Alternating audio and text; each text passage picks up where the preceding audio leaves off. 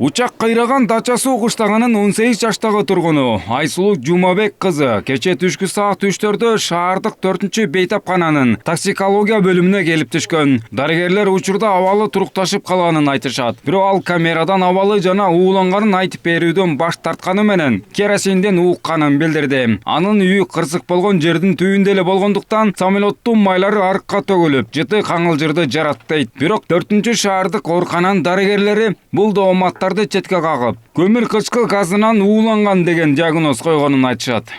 Жумабек кызы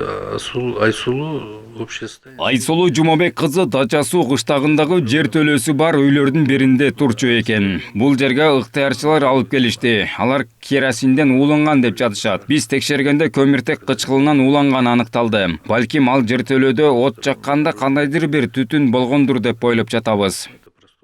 Ошол эле күнү Дача суудан 5 өспүрүм керосинге ууланган деп 3-шаардык балдар бейтапканасына түшкөн. Учурда абалдары туруктуу. Бирөөсүнүн абалы жакшыраак болгондуктан ата-энеси үйүнө чыгарып кетишкен. Бул жактагы доктурлар керосинден ууланганын же эмнеден ууланганын аныкташа эле экен. Бирок бир нерседен анча эмес уукканы ачыкталган. Азыр биринчи неотложный хирургия бирде жатып атат, алардын баары обследованиянын баарын өттү балдар. Анан мындай явный багы келгенде аларда мындай кичине баягы авиакеросин жыттанат действительночи. Анан биз эми баягындай явный парам отравление болгондой явный клиника жок дейм отравление. Кече баарына капайт эттик.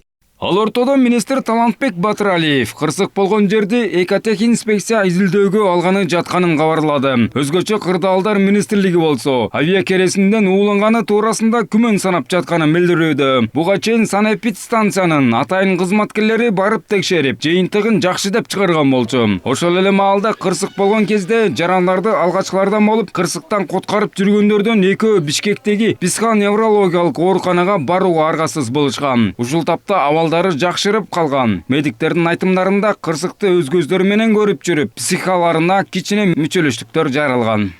У нас они находятся со вчерашнего дня.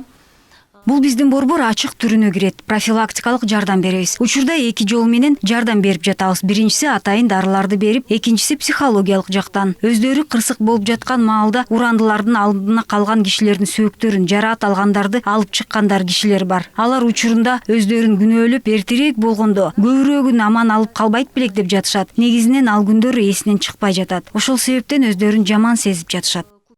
Дарыгерлер мындай кырсык болгон маалда өздөрүн сооротуп жүрө беришпей адистерге кайрылууга чакырышууда. Анткени көпчүлүк өздөрүн жакшы сезишкени менен ичинде стресс болуп жүрө беришет дагы акырындык менен психикасына доо кетет. Буга чейин психологдор өзгөчө Кырдаалдар министрлигинде психикалык жардам көрсөтүлбөгөнүнүн коңгуроо кагып, мамлекеттик деңгээлде кырсыкка күбө болгондорго психикалык колдоо керектигин билдиришкен. 16 январдагы кырсык 39 кишинин өмүрүн алып, 20га жакыны ар кандай жарааттар менен ооруканада. Ушул тапта учактын эмне себептен кулап калганын иликтеп бүтө элек. Улукбек Кутманбаев, Тилек Асхатбеков, Вести Бишкек.